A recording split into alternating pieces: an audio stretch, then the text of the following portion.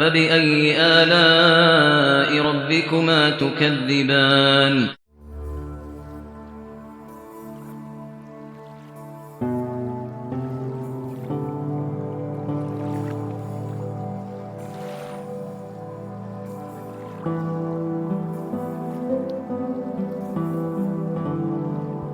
He had everything, wealth, fame, comfort, but my soul was restless. He escaped into nature, the forest whispered, the sea sang, and the breeze carried the scent of the divine. A mystical verse echoed from Surah Ar-Rahman, then which of your Lord's blessings will you deny? In that moment, something awakened. The warmth became a flame, and I dissolved, not in despair, but in love. I am lost in his beauty, I do not know where I have gone. In losing myself, I found him. Thank you, my beloved.